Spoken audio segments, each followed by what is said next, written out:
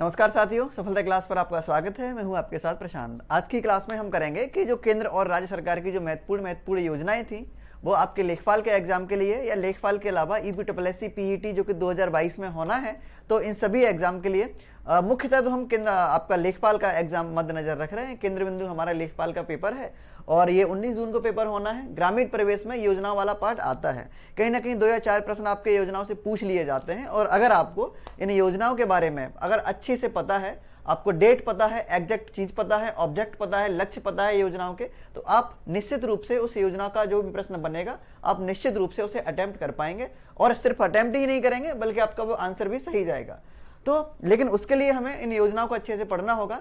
आज तक मतलब अभी तक जितने भी हमारे सेशंस हुए हैं, तो उन सभी सेशंस में जहां तक मैं आइडिया कर पा रहा हूं, जहां तक मैं सोच पा रहा हूं, तो किसी भी सेशन में मैंने विस्तार रूप से या फिर एक थ्योरी वाली क्लास योजनाओं पर नहीं ली है। तो आज का मैंने प्रारूप बदला है क्लास का, और आज एमसीक्यू या प्रश्न नहीं रहेंगे क्लास में। आज थ्योरी टाइप क्लास चलेगी आपकी। और इसके अलावा आज पीपीटी लिखा हुआ भी नहीं है। जो कुछ भी लिखूंगा मैं अपने पेन से लिखूंगा। इससे फायदा देखो आपके लिए ये होने वाला है कि जैसे जैसे मैं लिखूंगा चीजें आप भी लिखते जाएंगे साथ साथ। यानी ये जो क्लास का जो पीडीएफ मिलेगा आपको सफलता ऐप से, तो एक तरह से नोट्स के रूप में आपको पीडीएफ मिलेगा इस क्लास का। ठीक है, तो और क्लास पीडीएफ लेने का क्या तरीका है वो मैं आपको बता ही चुका हूं कि किसी को भी इस क्लास का अगर पीडीएफ चाहिए या किसी भी क्लास का पीडीएफ चाहिए तो वो सिर्फ सफलता ऐप से ही ले सकता है। सफलता ऐप डाउनलोड करने के बाद आपको खुद को एनरोल करना होगा और उसके बाद आरडीएस यानी ग्रामीण प्रवेश का एक बैच बना हुआ है। उस ग्रामीण प्रवेश के बैच में आप खुद को एनरोल करिए और पुराने जितने भी क्लासेस है वो सभी क्लासेस ले पाएंगे। उसके साथ ही साथ जितने भी हमारे पीडीएफ नोट्स होते हैं वो सभी ले पाएंगे। मॉक टेस्ट हमारे सभी फ्री हैं, मॉक टेस्ट का कोई पैसा लगता नहीं है, तो मॉक टेस्ट भी ले पाएंगे। सारी चीजें आप एकदम फ्री ऑफ कॉस्ट रिवील कर पाएंगे, कोई पैसा नहीं लगता है। ठीक है, चलो तो बिना किसी देरी के हम अपने मुद्दे पर आते हैं और शुरू करते हैं। योजनाएं, महत्वपूर्ण योजनाएं केंद्र और राज्य सरकार की योजनाएं रही हैं, प्लानिंग्स। ठीक है, प्लानिंग्स या स्कीम्स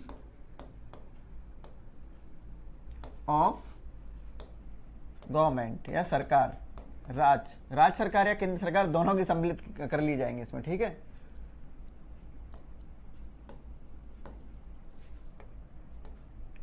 हम करेंगे क्या कि हम ना ये योजनाओं को एक तरह से विभाजित कर लेते हैं। विभाजित किस संदर्भ में, मतलब हम विभाजित करेंगे कि ग्रामीण स्वच्छता के लिए कौन सी योजनाएं चली हैं, पेयजल के लिए यानी पेयजल आपूर्ति के लिए कौन सी योजनाएं चली हैं, अन्न या भोजन के लिए कौन सी योजनाएं चली हैं। ठीक है, तो इन सभी को हम पहले कैटेगराइज करेंगे और हम शुरू करते हैं ग्रामीण पेयजल आपूर्ति से। ठीक है, तो आप डाल लीजिए, नोट कर लीजिए आप, पेयजल आपूर्ति हेतु योजनाएं। पेयजल आपूर्ति हेतु ग्रामीण क्षेत्रों में कौन कौन सी योजनाएं चली हैं, यानी जल उपलब्ध कराने के लिए, गांव में शुद्ध पेयजल देने के लिए सरकार के द्वारा कौन कौन सी अब तक योजनाएं चली हैं और कौन कौन सी अभी भी योजनाएं चलाई जा रही हैं। तो सबसे पहले आप नोट कर लीजिए। देखो, एक योजना आपने बहुत ज्यादा सुनी होगी, राजीव गांधी राष्ट्रीय पेयजल मिशन। हालांकि उसका पहले नाम कुछ और था, 1991-92 के आसपास उसका नाम बदला गया। उससे पहले उसका कुछ दूसरा ही नाम था, लेकिन उससे पहले और भी योजनाएं चलती आ रही हैं। तो सबसे पहले योजना हमें देखने को मिलती है त्वरित जलापूर्ति कार्यक्रम। लिख लीजिए पहली योजना, त्वरित जलापूर्ति या जल आपूर्ति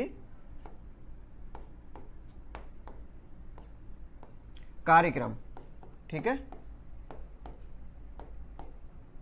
त्वरित जलापूर्ति कार्यक्रम ये केंद्र सरकार के द्वारा चलाई गई योजना थी, जो कि 1972 और 73 में चलाई गई थी। 1972-73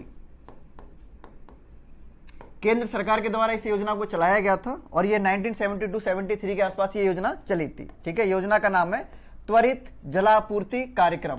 ये कार्यक्रम था गांव में जल की आपूर्ति करने के लिए। ठीक है, यानी ग्रामीण क्षेत्र में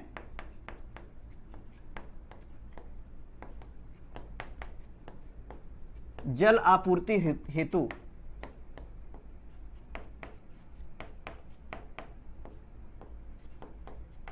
ग्रामीण क्षेत्रों में जल की आपूर्ति हेतु। अब इसमें देखो, राजीव गांधी राष्ट्रीय पेयजल मिशन जो कि इसके बाद आया था, उसमें और इस योजना में बेसिक सा डिफरेंस ये है कि इस योजना में या इस कार्यक्रम में कोई भी जल की आपूर्ति या फिर जल की क्वांटिटी यानी पानी की मात्रा के बारे में कोई भी वर्णन नहीं किया गया था। ये नहीं बताया गया था कि हम जो ग्रामीण क्षेत्रों में जो निवासी हैं, गाँव के जो लोग हैं, तो उन क्षेत्रों के निवासियों को, वहां रहने वाले लोगों को हम कितना पानी उपलब्ध कराएंगे, ऐसा कुछ भी इसमें वर्णित नहीं था। जबकि जब हम आगे पढ़ते हैं राजीव गांधी पेयजल मिशन, तो उसके अंतर्गत लगभग अब जो वर्तमान स्थिति ये है कि उस योजना के तहत यानी राजीव गांधी पेयजल मिशन के तहत अब लगभग हर व्यक्ति को प्रतिदिन 70 लीटर पानी उपलब्ध कराने की जिम्मेदारी सरकार ने उठाई है। ठीक है, तो सबसे पहले हमें जल आपूर्ति के लिए योजना देखने को मिलती है, दैट इज त्वरित जल आपूर्ति कार्यक्रम, जो कि 1972-73 में चलाया गया था और ये केंद्र सरकार के द्वारा चलाया गया था। ठीक है, किसके द्वारा? केंद्र सरकार के द्वारा, यानी सेंट्रल गवर्नमेंट, राज्य सरकार के द्वारा इसे नहीं चलाया गया था। ठीक, अच्छा नेक्स्ट अगली लिख लीजिए योजना। अगली योजना लिखिए आप। अगर हाँ, आपको फायदा इसका तभी होगा जब आप साथ साथ नोट्स बनाएंगे, ऐसी सुन के छोड़ देंगे तो कोई फायदा नहीं होगा। इस क्लास में नोट्स बनाना आपके लिए बहुत आसान है। अगली योजना लिखिए राष्ट्रीय पेयजल मिशन। अगली योजना थी आपकी राष्ट्रीय पेयजल मिशन।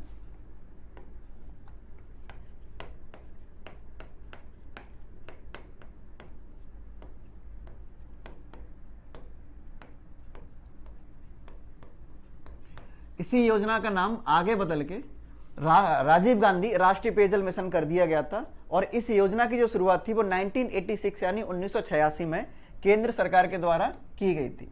1986 केंद्र सरकार के द्वारा चलाई गई यह योजना थी। ठीक है, और इस योजना का नाम था राष्ट्रीय पेयजल मिशन। लेकिन बाद में 1991 1991-92 में इस योजना का नाम बदला गया और रख दिया गया राजीव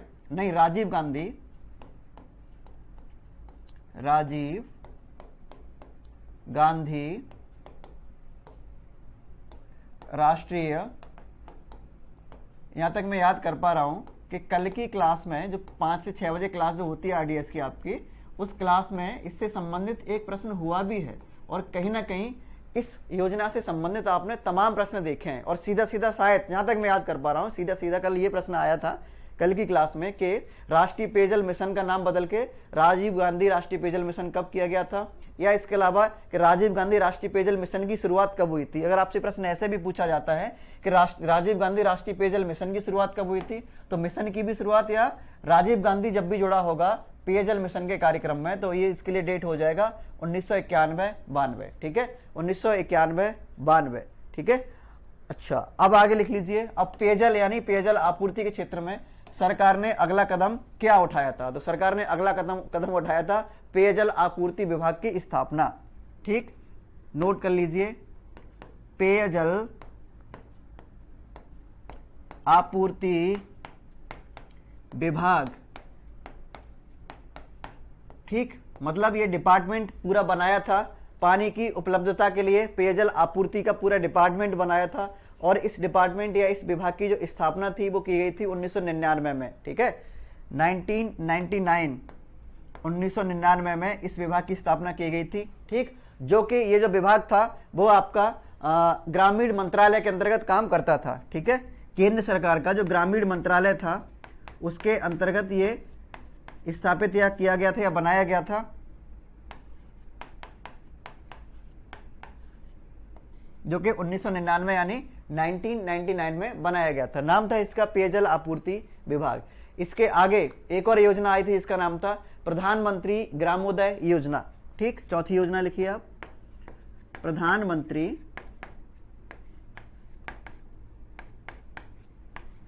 ग्रामोदय योजना।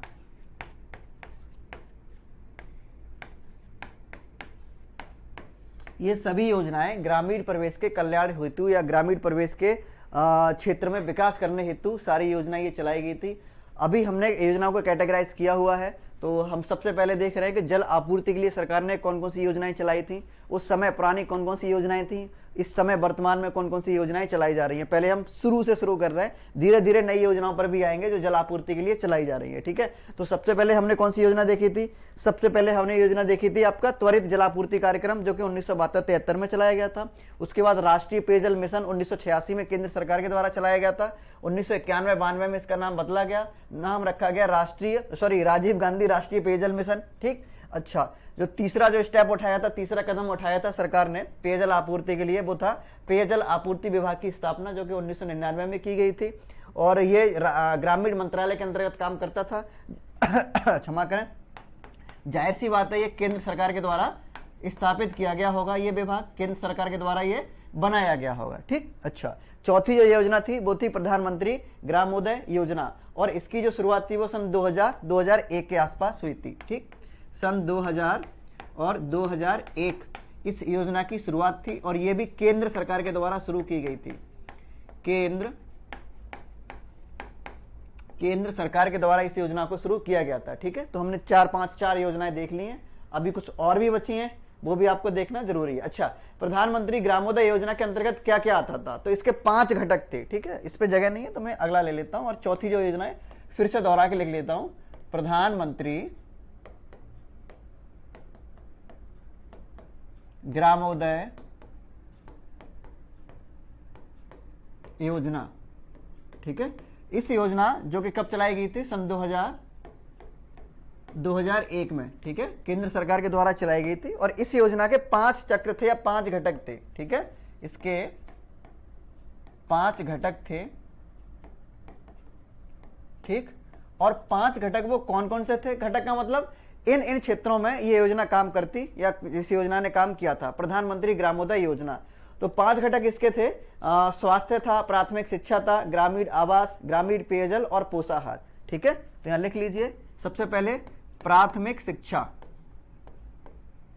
देखो, प्राथमिक शिक्षा ग्रामीण समाज के विकास का एक प्राथमिक चरण है। बिना प्राथमिक शिक्षा के यानी बिना प्राइमरी एजुकेशन के ग्रामीण समाज के विकास की संकल्पना नहीं देखी जा सकती है, क्योंकि किसी भी समाज का विकास तभी होगा जब उस समाज के घटक यानी उस समाज में रहने वाले लोग, उस समाज की इकाइयां, सभी यूनिट्स को प्राइमरी एजुकेशन मिलेगी। बिना प्राइमरी एजुकेशन के किसी भी समाज का विकास होना संभव नहीं है। तो इसीलिए जब भी आप ग्रामीण परिवेश पढ़े, आपने देखा भी होगा 2015 के पेपर में, 2015 के एग्जाम में जो ग्रामीण परिवेश का जो सेक्शन था उसमें पूछा भी गया था, जहां तक मैं याद कर पा रहा हूं, कोई मिड डे मील से कोई प्रश्न बन के आया था कि जो मध्याह्न भोजन जो बच्चों को उपलब्ध कराया जाता है प्राथमिक स्कूलों में या जो सरकारी स्कूलों में, तो उसके संदर्भ में कोई ना कोई एक प्रश्न पूछा गया था। तो ये हो सकता है कि न्यू एजुकेशन पॉलिसी 2020 जो आई है उससे प्रश्न पूछ लिया जाए आपसे, या कहीं ना कहीं मध्याह्न भोजन से ही पूछ लिया जाएगा। देखो, कहीं ना कहीं ना इन सारी चीजों में जो लेखपाल आप बनने जा रहे हैं, राजस्व लेखपाल, तो राजस्व लेखपाल का इन सभी चीजों में संलग्नता रहती है।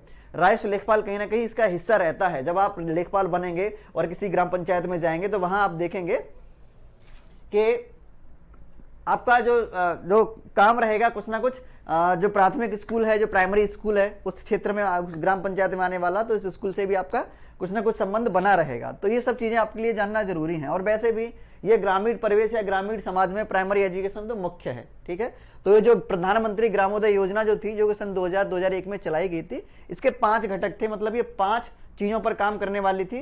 दैट वर प्राथमिक शिक्षा यानी प्राइमरी एजुकेशन। ठीक है, मैं यहाँ एजुकेशन लिख देता हूं बस। सेकंड बात, प्राथमिक स्वास्थ्य।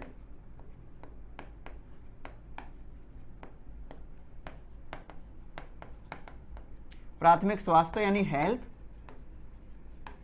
और इसीलिए आपने देखा होगा कि प्राथमिक स्वास्थ्य के लिए गांव में कौन चलाई गई है, आशा। आशा, ASHA, आशा। आशा का काम क्या होता है कि जो प्रधानमंत्री ग्रामोदय योजना सन 2001 में चलाई गई थी, तो उस योजना के अंतर्गत जो दूसरा घटक था प्राथमिक स्वास्थ्य उपलब्ध कराना ग्रामीण क्षेत्र के लोगों को, तो प्राथमिक स्वास्थ्य उपलब्ध कराने के लिए अब कोई ना कोई मदद के लिए तो चाहिए होगा, है ना। अब जो प्राथमिक अगर चिकित्सा भी बना होगा, सामुदायिक चिकित्सालय बना होगा यानी मेडिकल सेंटर कहीं होगा, तो वो गांव में नहीं होता है, दूर होता है गांव से। तो अब कोई ऐसा व्यक्ति चाहिए होगा जो गांव के लोगों में रह के उनकी मदद कर सके, स्वास्थ्य के प्रति जागरूकता फैला सके। तो इसीलिए एक स्वास्थ्य मिशन चलाया गया था 2004-05 के आसपास। तो उसमें आशा नामक ये जो पद था, आशा नामक जो चीजें कि आपने पढ़ा भी होगा आशा के बारे में, है ना। तो ये सभी, ये आशा था, इसके अलावा और भी स्वास्थ्य कार्यकर्ता आते हैं, तो वो सभी इसी के अंतर्गत आते हैं, प्रधानमंत्री ग्रामोदय योजना के अंतर्गत, जो कि 2004-05 के आसपास प्राथमिक नहीं था, उसका नाम था स्वास्थ्य मिशन करके था, राष्ट्रीय स्वास्थ्य मिशन, जिसके अंतर्गत आशा पद इजाद किया गया था। ठीक है, खैर, इसका पहला हो गया प्राथमिक शिक्षा, दूसरा हो गया प्राथमिक स्वास्थ्य, और तीसरा था इसका पेयजल। ठीक है, ग्रामीण पेयजल, गांव के क्षेत्रों में पेयजल उपलब्ध कराना, ग्रामीण पेयजल। ठीक है, यानी जलापूर्ति करना। और चौथा आपका था पोषाहार। ठीक है, चौथा आपका था पोषाहार।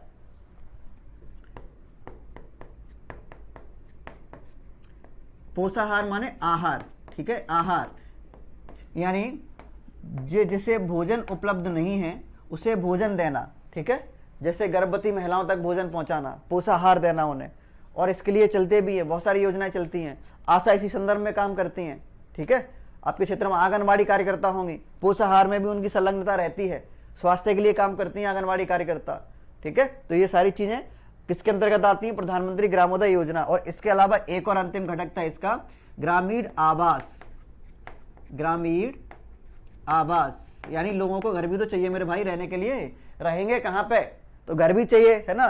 शिक्षा तो मिल गई, ठीक है, प्राथमिक स्वास्थ्य भी कवर कर लिया गया, ग्रामीण पेयजल भी कवर कर लिया गया, पीने के लिए शुद्ध पानी भी दे दिया, अब पोषाहार भी दे दिया, जिसे आवश्यकता है, कोई कुपोषण का शिकार है उसे आहार भी दे दिया, या जिसे जरूरत है उसे आहार दे दिया। लेकिन रहने को घर भी तो चाहिए होगा, तो रहने को घर भी इसे इस योजना के अंतर्गत दिया जाता था। यानी प्रधानमंत्री ग्रामोदय योजना। ग्रामोदय का मतलब क्या समझते हैं आप? ग्राम का उदय, ठीक है, ग्राम उदय यानी उदय का मतलब उदय करना, गांव का उदय करना। ग्राम मतलब गांव, गांव का उदय करना। और उदय किस क्षेत्र में? सभी क्षेत्रों में करना। प्राथमिक शिक्षा भी उपलब्ध कराना, प्राथमिक स्वास्थ्य भी देना, ग्रामीण पेयजल भी देना, मतलब गांव में पेयजल भी उपलब्ध कराना, और पोषाहार भी देना, है ना, और ग्रामीण आवास भी देना। भैया ये सारी चीजें देंगे तभी तो किसी गांव का उदय हो पाएगा। ऐसे एक चीज देने से थोड़ा उदय हो जाएगा, है ना। खैर, तो ये चौथी योजना थी, ठीक है। अच्छा, अगली एक और मुख्य योजना है, लिख लीजिए, हरियाली परियोजना। ये जलापूर्ति के लिए ही है सभी, ये सभी जल यानी पानी से संबंधित योजनाएं हैं। हरियाली योजना, हरियाली परियोजना प्रोजेक्ट के तौर पर चलाई गई थी ये, और इसका जो कार्य क्षेत्र था वो था जल का संवर्धन करना या जल संरक्षण करना। और मुख्यतः ये उन क्षेत्रों को टारगेट करती थी, ये परियोजना या ये जो प्रोजेक्ट था ये उन क्षेत्रों को टारगेट करता था जो क्षेत्र सूखा से ग्रस्त थे। जैसे अगर उत्तर प्रदेश की बात की जाए तो उत्तर प्रदेश में बुंदेलखंड वाला पार्ट, उत्तर प्रदेश में बुंदेलखंड, या अगर भौगोलिक स्थिति के हिसाब से पूछा जाए तो उत्तर प्रदेश के दक्षिण के पठार, है ना, उत्तर प्रदेश में आने वाले दक्षिण के पठार, तो इन क्षेत्रों को ये योजना कवर करती थी। अब ये दक्षिण के पठार या बुंदेलखंड वाला पार्ट, इस क्षेत्र में कौन कौन से जिले आते हैं? देखो, प्रश्न आपसे कुछ भी पूछा जा सकता है, एक चीज से बहुत सारी चीजें कनेक्ट कर लिया करो। जहां जहां आप जिस जिस चीज को रिकॉल कर सकते हैं उस चीज को आप वहीं रिकॉल कर लिया करो। अगर बात बुंदेलखंड वाले पार्ट की आती है तो बुंदेलखंड में क्या क्या आता है? कौन कौन से जिले आते हैं? चित्रकूट, अच्छा, ललितपुर और झांसी, महोबा, ये मुख्यतः किधर आते हैं? ये बुंदेलखंड वाले पार्ट में काउंट किए जाते हैं, जिन्हें दक्षिण के पठार भी कहते हैं। खैर, आ जाओ अपनी परियोजना पर। इस योजना की जो शुरुआत थी वो किस लिए की गई थी? जल संवर्धन के लिए या जल संरक्षण के लिए की गई थी। इसकी शुरुआत 27 जनवरी 2003 में की गई थी, ठीक है, 27 जनवरी 2003 को इस योजना की शुरुआत की गई थी। काम क्या था इसका? जल संरक्षण करना, संवर्धन करना। मुख्यतः किधर कहां टारगेट करती थी? किन क्षेत्रों को टारगेट करती थी ये योजना? जो ऐसे क्षेत्र जो सूखाग्रस्त हैं, है ना, जिन क्षेत्रों में सूखा पड़ता है, पानी की मात्रा कम रहती है। अगर उत्तर प्रदेश की बात की जाए तो उत्तर प्रदेश में ये बुंदेलखंड वाले पार्ट को ज्यादा कवर करती थी। तो ये 4-5 योजनाएं आपकी किससे संबंधित रही हैं? ये जल आपूर्ति से संबंधित रही हैं या जल या पानी से संबंधित रही हैं। अब लिख लीजिए ग्रामीण स्वच्छता के लिए योजनाएं। ग्रामीण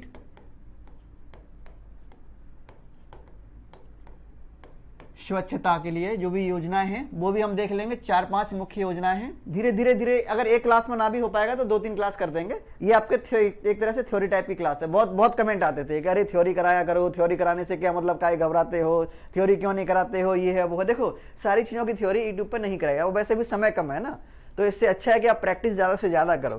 किताबें पढ़ो और प्रैक्टिस करो, किताबें पढ़ो प्रैक्टिस करो, यहाँ पढ़ के जाओ। जो ना आए उसे घर पे जाके देखो, पूछो, कमेंट करो वीडियो में, है ना।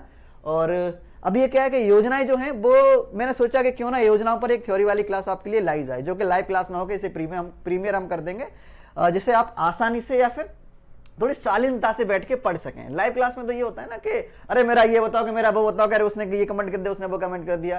तो इसे ना ये प्रीमियर वीडियो होगी और इसे आप शालीनता से, आराम से, है ना, बिना हड़बड़ाहट के बैठ के आराम से पढ़ सकेंगे, अच्छे से नोट्स बना सकेंगे इस क्लास के। खैर, ग्रामीण स्वच्छता के लिए चलाई गई योजनाएं लिख ली। सबसे पहले नगरीय स्वच्छता के लिए एक योजना, नगरीय क्या, सभी क्षेत्रों के लिए चलाई गई थी, इसका नाम था निर्मल भारत अभियान। ठीक, लिख लो भैया, निर्मल भारत अभियान, बहुत सुनी होगी।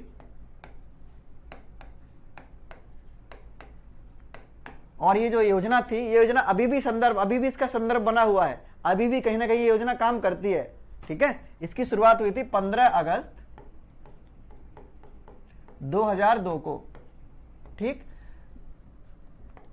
योजना का नाम था निर्मल भारत अभियान। और इस योजना के तहत अभी क्या होता है कि जो भी ग्राम पंचायत जिले में सबसे प्रथम स्थान पर आती है स्वच्छता के मामले में, ठीक है, जिले में जो ग्राम पंचायत प्रथम स्थान पर आती है उसे क्या मिलता है, उसे पुरस्कृत किया जाता है, उसे पुरस्कार दिया जाता है। जो ग्राम पंचायत जिले में सबसे पहले स्थान पर आती है निर्मल भारत अभियान के तहत, उसे क्या दिया जाता है, पुरस्कार दिया जाता है। इसमें था क्या, ये जो योजना थी ग्रामीण क्षेत्रों में, ग्रामीण और नगरीय क्षेत्रों में सूखा और गीला कचरा, सूखा और गीला जो कचरा है उसका निस्तारीकरण,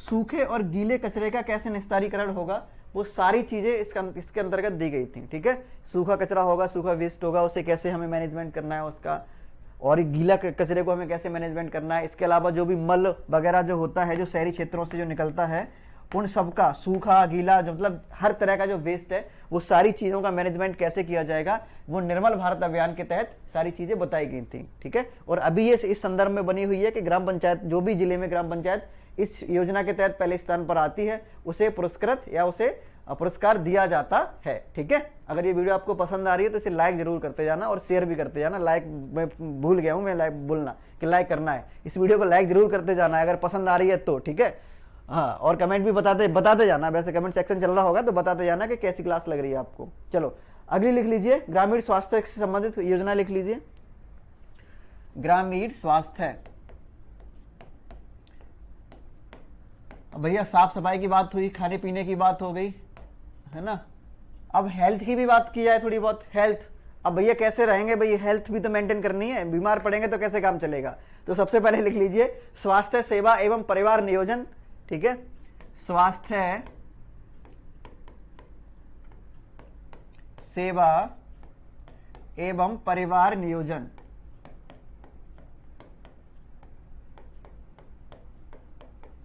परिवार नियोजन का मतलब तो आप समझ ही रहे होंगे। ठीक है, एक्चुअली था क्या कि दोनों ये जो चीजें थी, दोनों डिपार्टमेंट थे, स्वास्थ्य सेवाएं और परिवार नियोजन, ये पहले सेपरेटली यानी अलग अलग काम करते थे। स्वास्थ्य सेवाएं अपना, ये जो डिपार्टमेंट अलग बना हुआ था, ये अपना अलग काम करता था, परिवार नियोजन ये डिपार्टमेंट अपना अलग काम करता था। लेकिन किंतु परंतु भैया ये 1999 यानी 1999 में इन दोनों को मिला दिया गया। ठीक है, और ये किसके अंतर्गत आ गए, नाम हो गया इसका स्वास्थ्य सेवा एवं परिवार नियोजन, और ये आ गए आपके स्वास्थ्य मंत्रालय के अंतर्गत, स्वास्थ्य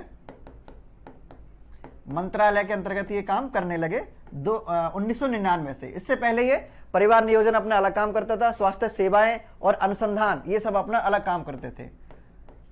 एक और था इसमें डिपार्टमेंट जिसका नाम था स्वास्थ्य सेवाएं और अनुसंधान, यानी भैया मेडिकल पर रिसर्च भी तो करनी होती है, बिना मेडिकल रिसर्च किए नई नई दवाएं कैसे मिलेंगी, है ना, नई नई जो बीमारियां आ रही हैं उनका इलाज कैसे खोजा जाएगा, तो उसके लिए रिसर्च करनी होती है। तो पहले स्वास्थ्य सेवा और अनुसंधान और परिवार नियोजन ये सभी अपना सेपरेटली काम करते थे, लेकिन 1999 में सबको मिला दिया गया और ये सभी स्वास्थ्य मंत्रालय के अंतर्गत काम करने लगे। ठीक, अब लिख लीजिए कुछ योजनाएं।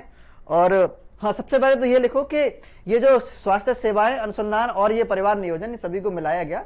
तो इसमें क्या था कि कुछ टारगेट दिए गए, टारगेट मतलब कुछ नई नई चीजें भी आई। तो सबसे पहले जरूरत थी कि हेल्थ सेंटर्स खोलने की। ठीक है, हेल्थ सेंटर्स यानी जो स्वास्थ्य केंद्र हैं उन्हें खोलने की। अब गांव में स्वास्थ्य केंद्र ही नहीं थे, जिले में भी कहीं की स्वास्थ्य केंद्र हुआ करते थे, ब्लॉक में तो होते ही नहीं थे, तहसील पे तो होते ही नहीं थे। तो सबसे पहले आवश्यकता थी स्वास्थ्य केंद्र खोलने की, हेल्थ सेंटर्स, मेडिकल सेंटर्स खोलने की। तो इसमें 4-5 तरह के, लगभग 3 या 4 तरह के मेडिकल मुख्यतः खोले गए, मेडिकल सेंटर्स या स्वास्थ्य केंद्र खोले गए। सबसे पहले उपकेंद्र, फिर प्राथमिक स्वास्थ्य केंद्र, फिर सहायक स्वास्थ्य केंद्र और सामुदायिक केंद्र। सबसे पहले उपकेंद्र लिखो, सबसे पहले उपकेंद्र। स्वास्थ्य के लिए, अब उपकेंद्र किसी का भी हो सकता है तो स्वास्थ्य के लिए लिख लीजिए आप, ठीक है।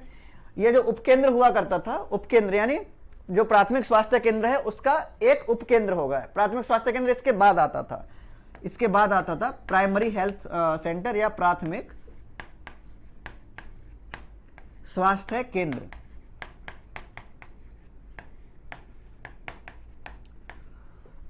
अब ये जो उपकेंद्र होता था, जो कि प्राइमरी जो हेल्थ सेंटर होता था उसका उपकेंद्र होता था, ठीक है। तो ये जो उपकेंद्र थे वो लगभग 2000 से 5000 की आबादी पर एक उपकेंद्र होता था। 2000 से 5000 की आबादी पर एक उपकेंद्र खोलने का प्रावधान था, ठीक है। अब इसके बाद आती है प्राथमिक स्वास्थ्य केंद्र की। तो प्राथमिक स्वास्थ्य केंद्र कहां खुलेगा? तो प्राथमिक स्वास्थ्य केंद्र जो मैदानी क्षेत्र है वहां 30,000 आबादी पर एक प्राथमिक स्वास्थ्य केंद्र, 30,000 की आबादी, लेकिन कहां पर? मैदानी क्षेत्र, ठीक है, मैदानी क्षेत्र। और पहाड़ी क्षेत्रों पर 20,000 की आबादी पर, यह पहाड़ी क्षेत्रों पर।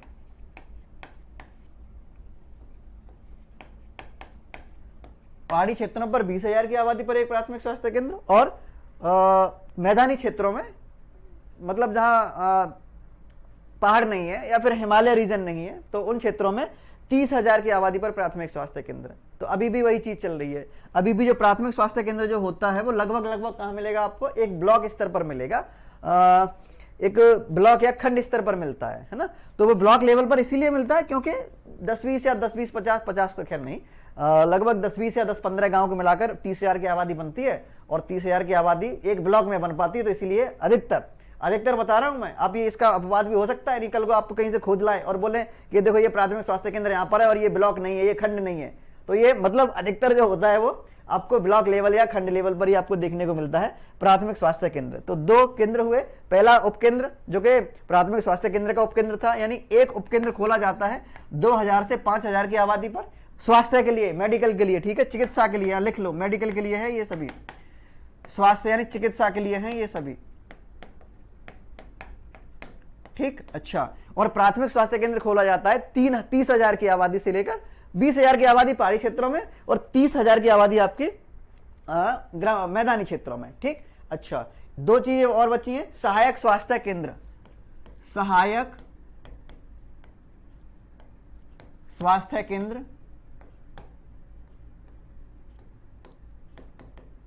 ठीक। और एक जो कि अंतिम है, जो कि एक जिले पर लगभग आपको देखने को मिलता है, जिले पर ही मिलेगा, सामुदायिक स्वास्थ्य केंद्र,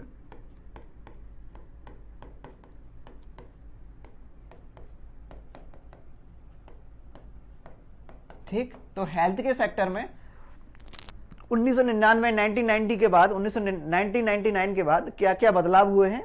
वो बदलाव हैं, सबसे पहले स्वास्थ्य सेवा अनुसंधान एवं परिवार नियोजन सभी एक साथ कर दिए गए, स्वास्थ्य मंत्रालय के अंतर्गत ये काम करने लगे। इसके बाद फिर उपकेंद्र खोले गए, जो कि 2000 से 5000 की आबादी पर एक उपकेंद्र होता है स्वास्थ्य के लिए। प्राथमिक स्वास्थ्य केंद्र की बात करें तो मैदानी क्षेत्रों में ये 30,000 की आबादी पर होता है एक स्वास्थ्य केंद्र, प्राथमिक स्वास्थ्य केंद्र, और पहाड़ी क्षेत्रों में ये 20,000 की आबादी पर होता है एक प्राथमिक स्वास्थ्य केंद्र, ठीक है। चलो, अब अगर दूसरी बात करते हैं तो ये सहायक स्वास्थ्य केंद्र भी खोले गए हैं और सामुदायिक स्वास्थ्य केंद्र भी खोले जाते हैं, ठीक है। चलो, अब हम देख लेते हैं कुछ और भी योजनाएं। अब हम देखते हैं राष्ट्रीय शिक्षा नीति। हालांकि राष्ट्रीय शिक्षा नीति जो है वो, उसके लिए मैं अलग भी क्लास कराऊंगा आपको, उसके लिए एक अलग सेशन लेके आऊंगा 10 से 15 मिनट की वीडियो, क्योंकि राष्ट्रीय शिक्षा नीति में समय समय पर बदलाव किए गए हैं। अब तो न्यू एजुकेशन पॉलिसी आपकी 2020 वाली चल रही है, लेकिन सबसे पहले राष्ट्रीय शिक्षा नीति जो आई थी वो 1986, ठीक है, 1986 में राष्ट्रीय शिक्षा नीति ये लाई गई थी। और अब जो है वो न्यू एजुकेशन पॉलिसी भी अडॉप्ट की गई है। तो आप एक काम करना, इसके लिए मैं अलग से सेपरेट वीडियो बनाता हूं, ठीक है, उसमें इस दोनों को शामिल करते हैं, राष्ट्रीय शिक्षा नीति और न्यू एजुकेशन पॉलिसी को, ठीक है। एक चीज लिख लीजिए, मिड डे मील, मध्याह्न भोजन।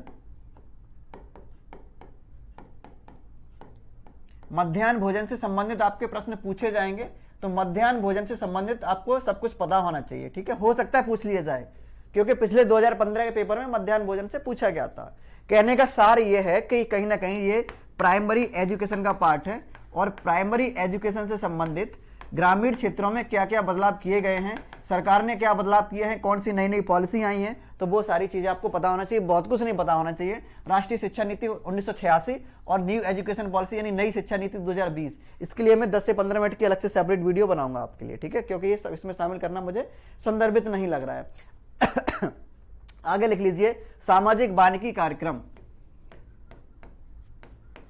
सामाजिक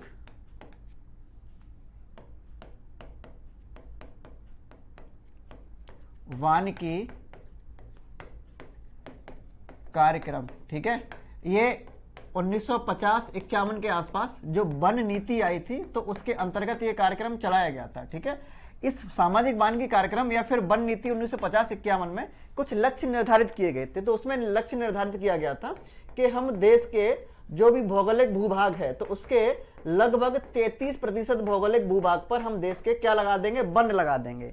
लेकिन वर्तमान में 33% भूभाग पर वन है या नहीं है? नहीं है। और कितने प्रतिशत भाग पर या कितने प्रतिशत भूभाग पर वन है ये आपको पता कर लेना है, और पता करके वीडियो में कमेंट भी कर देना अगर पता है तो, ठीक है। ये मैं नहीं बताऊंगा क्योंकि आपको पता होगा। ये इससे पहले आप किसी न किसी एग्जाम की तैयारी जरूर कर ही रहे होंगे और आपने इसके बारे में जरूर पढ़ा होगा। इससे संबंधित और भी प्रश्न बन सकते हैं, जैसे सबसे ज्यादा वन कहाँ पाए जाते हैं, किस राज्य में सबसे ज्यादा वन पाए जाते हैं, उत्तर प्रदेश में सबसे ज्यादा वन या वनों से आच्छादित या वनों से घिरा हुआ कौन सा जिला है जो सबसे ज्यादा वनों से घिरा हुआ है, दैट इज सोनभद्र। लखीमपुर खीरी नहीं है, ठीक है, लखीमपुर खीरी नहीं है, सोनभद्र है, ठीक है। आज ही चीज मुझे पता लगी है, सोनभद्र ही है ना। जो भी अगर हो तो वो भी बता देना, ठीक है। मैं ये चीजें नहीं बताऊंगा क्योंकि ये चीजें आपने कहीं ना कहीं पढ़ी होंगी। खैर, हम बात किसी और की कर रहे हैं। सामाजिक वानिकी कार्यक्रम के अंतर्गत ये 1950 में चलाया गया था। सामाजिक वानिकी कार्यक्रम, वन नीति आई थी 1950-51 में, और उसी के अंतर्गत ये सामाजिक वानिकी कार्यक्रम चलाया गया था। और ये सामाजिक वानिकी कार्यक्रम के अंतर्गत होता क्या था कि ऐसा क्षेत्र जो वन आरक्षित नहीं है, वन आरक्षित नहीं है, उन क्षेत्रों में या उन जगह पर क्या लगाना है, वृक्षारोपण करना है, ठीक है। क्या करना? वृक्षारोपण करना, यानी ऐसा क्षेत्र जो वन आरक्षित नहीं है उन क्षेत्रों में वृक्षारोपण करना। अब होता क्या है कि बहुत से ऐसी जगह रहती हैं गांव क्षेत्रों में जहां जो जगह वन आरक्षित नहीं होती है, वहां वन नहीं होता है, लेकिन क्या करते हैं ग्रामीण क्षेत्र के लोग, जहां भी वन या पेड़ खड़े होते हैं तो उन्हें दैनिक कामों में लाने के लिए, उसकी लकड़ी दैनिक कामों में लाने के लिए उन वनों को, उन पेड़ों को काटते रहते हैं। तो उनकी सुरक्षा देने के लिए या और वृक्षारोपण करने के लिए ये सामाजिक वानिकी कार्यक्रम चलाया गया था। सामाजिक वानिकी कार्यक्रम के अंतर्गत आपने शायद अभी भी देखा होगा ग्रामीण क्षेत्रों में या फिर अभी भी ये एक अभियान चलाया जाता है। इस कार्यक्रम के अंतर्गत अभी भी अभियान चलाया जाता है। जब बारिश का मौसम आता है, जब मानसून सेशन आता है, सीजन आता है, तब अभी भी अभियान चलाया जाता है। और उस अभियान में हर जिले में, अखबार में आता है ना कि अरे एटा जिले ने ये 1,50,000 पौधे लगा दिए, कि इसने मेरठ जिले ने ये 50 लाख पौधे लगा दिए, कि ये फलाना डेम का, ये सब आता रहता है। ये सामाजिक वानिकी कार्यक्रम के अंतर्गत ये चीजें चलती रहती हैं आपके, ठीक है। इसके अंतर्गत होता क्या है कि ऐसे क्षेत्र जो वन आरक्षित नहीं है उन क्षेत्रों में ज्यादा से ज्यादा वृक्षारोपण करना है। अब इन क्षेत्रों में क्या क्या हो सकता है? खेत की खाली पड़ी मेड़ हो सकती है ना। अच्छा, ऐसी जगह जो कृषि में संलग्न नहीं है, जो कृषि में संलग्न नहीं है ना, किसी ने खाली छोड़ दिया है अपनी ऐसी जगह, खेल खाली कोई क्यों ही छोड़ेगा, लेकिन फिर भी जगह खाली पड़ी है तो उसमें वृक्षारोपण करना। इस कार्यक्रम के अंतर्गत आप सरकार से कुछ अनुदान लेने के बाद वृक्षारोपण करा सकते हैं, ठीक है। अनुदान भी मिलता है इस कार्यक्रम के तहत। अनुदान यानी आप ले सकते हैं, कुछ ना कुछ पैसा मिलेगा आपको वृक्षारोपण कराने के लिए अपनी जमीन पर, खाली जमीन पर, ठीक। या जो आपकी सड़क या पटरी जो होती हैं, सड़क पटरियों पर सड़क के किनारे जो होते हैं तो वहां वृक्षारोपण करना, ठीक है। इसके अलावा रेल पटरियां जो रेल की जो लाइन होती है, रेलवे लाइन होती है, तो उनके किनारे किनारे भी वृक्षारोपण करना। ये सारी चीजें आती हैं सामाजिक वानिकी कार्यक्रम के अंतर्गत। अच्छा, आता क्या नहीं है, कौन सा क्षेत्र नहीं आता है? दैट इज वृक्षारोपण या वन आरक्षित क्षेत्र, ठीक है। ऐसा क्षेत्र जो वन आरक्षित हो चुका है उस क्षेत्र में सामाजिक वानिकी कार्यक्रम के तहत वृक्षारोपण नहीं किया जाता है। और अधिकतर मोस्ट ऑफ आप में से लोग, ये जो प्रश्न जब भी आता है, क्योंकि ये प्रश्न पूछा गया है 2015 में इससे, और ये प्रश्न आया जब मैंने अपनी क्लास में कराया तब तक आपने गलत ही बताया है। अधिकतर लोगों ने तो गलत बताया है, बाकी पता नहीं, ठीक है। तो ये देख लीजिए कि सामाजिक वानिकी कार्यक्रम के अंतर्गत किस क्षेत्र में पौधे नहीं लगाए जाते हैं, वन आरक्षित क्षेत्र में पौधे नहीं लगाए जाते हैं, बाकी हर जगह पौधे लगाए जाते हैं, ठीक है। अगला लिख लीजिए, सामुदायिक विकास योजना। सामुदायिक, बहुत आता है ये, विकास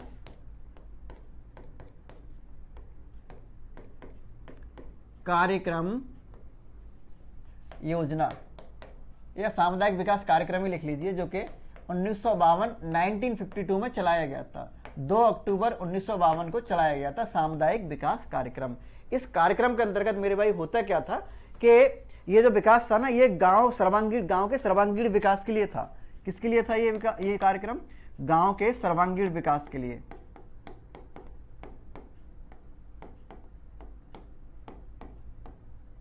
ठीक, गांव का सर्वांगीण विकास कैसे हो सकेगा, ग्रामीण क्षेत्रों का सर्वांगीण विकास कैसे होगा, तो उसके लिए यह कार्यक्रम चलाया गया था। इसमें क्या था कि इस कार्यक्रम में जितने भी ग्रामीण पक्ष हो सकते थे, ग्रामीण पक्ष,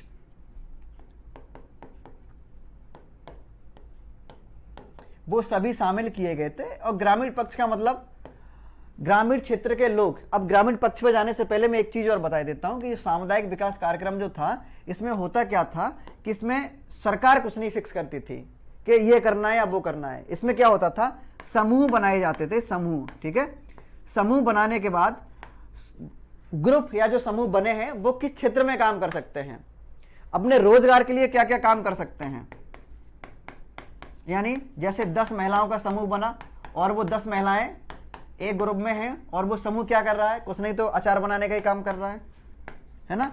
10 महिलाओं का समूह बना और वो 10 महिलाओं का समूह, दूसरा समूह क्या कर रहा है, कुछ नहीं तो पापड़ बनाने का काम कर रहा है। मतलब क्या मिल रहा है, रोजगार। यानी इस योजना के अंतर्गत, इस कार्यक्रम के अंतर्गत सरकार कुछ फिक्स नहीं करती थी, कुछ डिसाइड नहीं करती थी, हमें खुद आत्मनिर्भर बनना होता था। हम बोल सकते हैं हमारी आत्म सहायता के लिए कार्यक्रम चलाया गया था, खुद की सहायता के लिए या हमारी आत्म सहायता के लिए यह कार्यक्रम चलाया गया था। ठीक है, जिसमें सभी ग्रामीण पक्ष शामिल किए गए थे। अब ग्रामीण पक्षों में जैसे कृषि, पशुपालन, सिंचाई, सहकारिता, यहां लिख देते हैं। जैसे कृषि हो गया, कृषि से जुड़े काम कर सकते थे, सिंचाई से जुड़े हुए काम यानी इरिगेशन से जुड़े हुए काम कर सकते थे। ठीक है, पशुपालन से जुड़े हुए काम कर सकते थे, और भी वो सभी पक्ष जो एक गांव में हो सकते हैं, एक ग्रामीण परिवेश में हो सकते हैं, वो सभी पक्ष इसमें शामिल किए गए थे। नाम था इसका सामुदायिक विकास कार्यक्रम। 2 अक्टूबर 1952 को चलाया गया था। ठीक है, चलिए अगला लिख लीजिए। नेक्स्ट जो है बहुत ही मोस्ट इंपॉर्टेंट है, जिसका नाम है एकीकृत ग्रामीण विकास कार्यक्रम यानी इंटीग्रेटेड रूरल डेवलपमेंट प्रोग्राम। बहुत अच्छा कार्यक्रम है ये, इसके बारे में आपने बहुत पढ़ा भी होगा, कहीं ना कहीं इससे प्रश्न बनते ही रहते हैं। ठीक है, एकीकृत ग्रामीण विकास कार्यक्रम IRDP यानी इंटीग्रेटेड रूरल डेवलपमेंट प्रोग्राम, एकीकृत ग्रामीण विकास कार्यक्रम।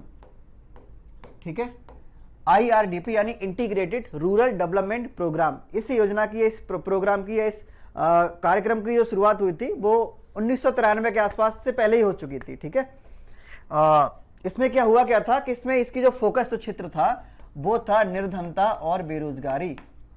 निर्धनता और बेरोजगारी यानी ग्रामीण क्षेत्रों से कैसे गरीबी और बेरोजगारी को हटाया जा सकता है। यानी बेरोजगारी एलिमिनेट करेंगे, बेरोजगारी को हटा देंगे तो निर्धनता अपने आप हट जाएगी। ठीक है, और इसीलिए इस योजना में जो इससे पहले जो 4-5 योजनाएं चल रही थी वो सभी इंटीग्रेटेड रूरल डेवलपमेंट प्रोग्राम के अंतर्गत सभी सम्मिलित कर दी गई। ठीक है, सम्मिलित क्या कर दी गई, इस योजना के तहत विश्व यानी इसका जो क्रियान्वयन था वो विश्व बैंक के द्वारा किया जा रहा था। ठीक, इस योजना का जो क्रियान्वयन था वो विश्व बैंक के द्वारा किया जा रहा था, और विश्व बैंक ने 1993 के आसपास ये सुझाव दिया था कि इस योजना के अंतर्गत, एकीकृत ग्रामीण विकास कार्यक्रम के अंतर्गत ग्रामीण क्षेत्रों में ऐसी योजनाएं चलाई जाएं जिससे ग्रामीण लोगों को अधिक से अधिक रोजगार मिल सके, और निर्धनता कैसे दूर की जाए इस पर भी ध्यान दिया जाए। यानी ऐसे प्रोग्राम चलाए जाएं जिससे कि ग्रामीण क्षेत्रों में निर्धनता दूर हो और बेरोजगारी खत्म हो। ठीक है, किसके लिए था, ग्रामीण क्षेत्रों के लिए। तो इसी संदर्भ में फिर आगे एक कार्यक्रम चलाया गया जिसका नाम था रोजगार आश्वासन योजना। ठीक है, रोजगार, अब इसी योजना के अंतर्गत एकीकृत ग्रामीण विकास कार्यक्रम के अंतर्गत जब विश्व बैंक ने 1993 में सुझाव दिया था, तो इसके बाद IRDP के अंतर्गत सबसे पहले जो योजना चलाई गई थी, सबसे पहले जो कार्यक्रम चलाया गया था जिसका नाम था रोजगार आश्वासन योजना। हालांकि इस तरह की योजनाएं अब आपको देखने को नहीं मिलती हैं, क्योंकि आगे चल के इन सभी को सम्मिलित कर दिया गया था, और किसमें मिलाया गया था वो भी मैं बताऊंगा। रोजगार आश्वासन योजना। आश्वासन यानी प्रॉमिस करना, है ना, कि हम आपको रोजगार देंगे, ठीक है, रोजगार आश्वासन योजना। तो इस योजना की शुरुआत 2 अक्टूबर 1993 को की गई थी।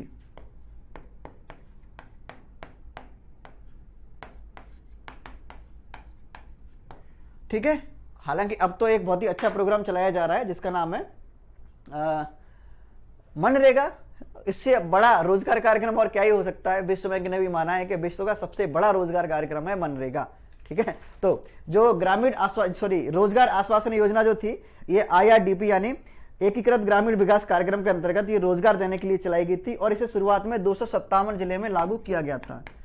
ठीक है, 257 यानी 257 डिस्ट्रिक्ट में इसे लागू किया गया था शुरुआत में, हालांकि बाद में इसे सभी ग्राम पंचायतों में लागू कर दिया गया था। अच्छा, दूसरी जो योजना थी वो थी आपकी जवाहर ग्राम समृद्धि योजना। आगे सबसे बढ़िया, जवाहर ग्राम समृद्धि योजना। ठीक है, ये जो जवाहर ग्राम समृद्धि योजना थी, और इससे पहले एक योजना चल रही थी जिसका नाम था जवाहर रोजगार योजना। ठीक है, जवाहर रोजगार योजना, और ये जवाहर ग्राम समृद्धि योजना 1999 में चली थी, 1999। इससे पहले एक योजना चल रही थी जवाहर रोजगार योजना। ठीक है, ये शायद 1980 के दशक में शुरू हुई थी, अब एग्जैक्ट डेट नहीं पता है मुझे, लेकिन 1980 के बाद ही कहीं ना कहीं ये शुरुआत हुई थी जवाहर रोजगार योजना की, और 1999 में शुरुआत हुई थी जवाहर ग्राम समृद्धि योजना की। ठीक, अब हुआ क्या था कि इस योजना के अंतर्गत ये 2-3 योजनाएं थी, वो सबको मिला दिया गया था, जवाहर रोजगार योजना और संपूर्ण ग्रामीण रोजगार योजना। संपूर्ण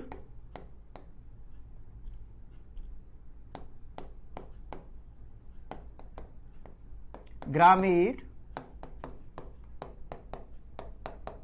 रोजगार योजना। ठीक है, तो ये जो 2-3 योजनाएं थी ये रोजगार पर फोकस थी, जो कि IRDP यानी इंटीग्रेटेड रूरल डेवलपमेंट प्रोग्राम जो था उसके अंतर्गत चलाई जा रही थी। ठीक है, जवाहर रोजगार योजना, जवाहर ग्राम समृद्धि योजना, ठीक है, और संपूर्ण ग्रामीण रोजगार योजना, और इसकी जो समय है वो 2001, इसकी शुरुआत 2001 में कहीं ना कहीं हुई थी। ठीक है, तो ये सारी योजनाएं चल रही थी आपकी IRDP यानी इंटीग्रेटेड रूरल डेवलपमेंट प्रोग्राम के तहत। इसके अलावा एक मुख्य योजना आती है स्वर्ण जयंती ग्राम स्वरोजगार योजना। ठीक है, स्वर्ण जयंती ग्राम स्वरोजगार योजना। तो ये इन सभी और भी उसे भी लिख लेते हैं, पहले रोजगार वाली खत्म कर लेते हैं, उसके बाद अगली योजना पर बढ़ेंगे या फिर सेकंड पार्ट इसका लेके आएंगे। ठीक है, लेकिन वो ना स्वर्ण जयंती ग्राम स्वरोजगार जो योजना है उसके बारे में थोड़ा अच्छे से हमें पढ़ना होगा, मतलब उसे अच्छे से डिफाइन करेंगे, क्योंकि वही एक मुख्य आधार है अभी जो मनरेगा चल रहा है उसका। तो मनरेगा का मुख्य आधार स्वर्ण जयंती ग्राम स्वरोजगार योजना है। ठीक है, तो उसके बारे में अब हम अगली वीडियो में चर्चा करेंगे, पार्ट 2 में चर्चा करेंगे। आज अभी हमने दो तीन क्या मुख्य योजनाएं पढ़ ली है। देखो, स्वास्थ्य से संबंधित हमने योजनाएं पढ़ ली, ग्रामीण स्वच्छता से संबंधित हमने योजनाएं पढ़ ली। इसके अलावा हाँ, स्वच्छता से संबंधित जो योजना थी उसमें एक चीज मेंशन करना भूल गया हूं मैं, डेट इज स्वच्छता, स्वास्थ्य, ग्रामीण स्वच्छता। और यहां सबसे मुख्य जो योजना है जिसका नाम है स्वच्छ भारत अभियान। ठीक है, स्वच्छ भारत अभियान, इसकी शुरुआत 2 अक्टूबर 2014 को हुई थी। केंद्र सरकार के द्वारा शुरू किया गया था, माननीय प्रधानमंत्री जी के द्वारा शुरू किया गया था, और इसका लक्ष्य था, इसका टारगेट था, ऑब्जेक्ट था कि 2 अक्टूबर 2019 तक हम सभी गांवों में, ठीक है, ग्रामीण क्षेत्रों में क्या करेंगे, सभी ग्रामीण क्षेत्रों में शौचालय का निर्माण कर चुके होंगे, जब हम बापूजी की 150वीं जयंती मना रहे होंगे तब। लेकिन किंतु परंतु मेरे भाई, अभी भी ग्रामीण क्षेत्रों में, सभी ग्रामीण क्षेत्रों में शौचालय का निर्माण नहीं हो पाया है। और इसी संदर्भ में सन 2021 का जो उत्तर प्रदेश सरकार का जो बजट था 21-22 का, तो उस बजट में 1,98,000 शौचालय निर्माण करने हेतु 2031 रुपए या 2031 करोड़ रुपए, ठीक है, 2031 नहीं, 2031 करोड़ रुपए का प्रावधान किया गया है। यह मैंने आपको क्यों बताया है, क्योंकि मेरे भाई यूपी बजट से कहीं ना कहीं 1 या 2 प्रश्न आपको देखने को मिल जाएगा। सन 2015 के पेपर में यूपी बजट यानी ग्रामीण स्वच्छ भारत अभियान जो चल रहा है ना, स्वच्छ भारत अभियान, ये 2 पार्टों में डिवाइड कर दिया जाता है, स्वच्छ भारत अभियान ग्रामीण और शहरी। तो स्वच्छ भारत अभियान ग्रामीण जो है उससे संदर्भित 2015 के पेपर में पूछा गया था कि स्वच्छ भारत अभियान ग्रामीण के तहत ग्रामीण क्षेत्रों में शौचालय निर्माण हेतु सन 2014 में उत्तर प्रदेश सरकार ने, राज्य सरकार ने कितना बजट अलॉट किया है, कितना बजट आवंटित किया है। तो इसीलिए आपको बजट के बारे में भी थोड़ी बहुत पता होना चाहिए कि किस योजना के लिए सरकार ने, केंद्र सरकार या राज्य सरकार ने बजट आवंटित किया है। तो आज हमने मुख्य मुख्य कुछ योजनाएं देखी हैं। दैट इज देखो बहुत बहुत मुख्य मुख्य योजनाएं थी। मुहूर्त में पेयजल आपूर्ति हेतु सबसे पहले त्वरित जलापूर्ति कार्यक्रम, इसके बाद राष्ट्रीय पेयजल मिशन, इसके बाद हमने पेयजल आपूर्ति विभाग, प्रधानमंत्री ग्रामोदय योजना, इसके बाद प्रधानमंत्री ग्रामोदय योजना के जो घटक हैं वो हमने सभी देखे। इसके अलावा हमने हरियाली परियोजना देखी। इसके अलावा हमने फिर ग्रामीण स्वच्छता से जुड़ी हुई चीजें जैसे निर्मल भारत अभियान को देखा हमने, और ग्रामीण नगरीय जो मतलब चीजें हैं उनके में क्या क्या चीजें चल रही हैं ग्रामीण क्षेत्रों में वो भी देखा। स्वच्छ भारत अभियान हमने अभी देख ही लिया है लगे हाथों, ठीक है। इसके अलावा हमने स्वास्थ्य से संबंधित चीजें देखी कि ये स्वास्थ्य सेवा अनुसंधान एवं परियोजना ये कब सम्मिलित की गई, किस मंत्रालय के अंतर्गत आती हैं, उपकेंद्र कितनी आबादी पर होता है, प्राथमिक स्वास्थ्य केंद्र कितनी आबादी पर होता है, सहायक स्वास्थ्य केंद्र, सामुदायिक स्वास्थ्य केंद्र की चर्चा की। राष्ट्रीय शिक्षा नीति ये मैं हटा दो क्योंकि इसकी अलग वीडियो बनाऊंगा मैं। सामाजिक वानिकी कार्यक्रम को हमने देखा, सामुदायिक विकास कार्यक्रम को हमने देखा, ठीक है। इसके अलावा हमने IRDP यानी एकीकृत ग्रामीण विकास कार्यक्रम को हमने देखा, रोजगार आश्वासन योजना को हमने देखा, जवाहर ग्राम समृद्धि योजना को हमने देखा, ठीक है। और इसके अलावा संपूर्ण ग्रामीण रोजगार योजना, जवाहर रोजगार योजना, ये सारी चीजें हमने देखी। अब कल की क्लास में जो मैं कराने वाला हूं, इसका जो पार्ट 2 आएगा उसमें आपके रोजगार से संबंधित कुछ योजनाएं और रहेंगी। स्वर्ण जयंती ग्राम स्वरोजगार योजना और इसके अलावा मनरेगा, ठीक है।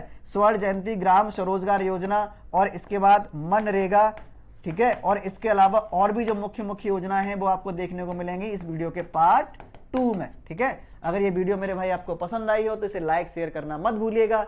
इस क्लास का, इस वीडियो का पूरा PDF ये नोट्स के रूप में आपको मिल जाएगा सफलता ऐप से। तो सफलता ऐप डाउनलोड करें। सफलता ऐप पर RDS का ग्रुप बैच बना हुआ है, RDS के बैच में आप खुद को इनरोल करें और वहां से इस क्लास का PDF आप आसानी से ले सकते हैं। पूरा PDF आपको हूबहू ऐसा ही मिलेगा, मेरे हाथ का लिखा हुआ, ठीक है। चलिए रखते ही से यही मुलाकात करेंगे अगली वीडियो में। तब तक आप सभी अपना ख्याल रखिए, सावधान रहिए, सतर्क रहिए, हंसते रहिए, मुस्कुराते रहिए और जुड़े रहिए सफलता के साथ, क्योंकि सफलता है आपके साथ। मोटो हमारा है, साथ रहेंगे सक्सेस तक। मिलेंगे अगले सेशन में, तब तक बाय बाय, टेक केयर, नमस्कार।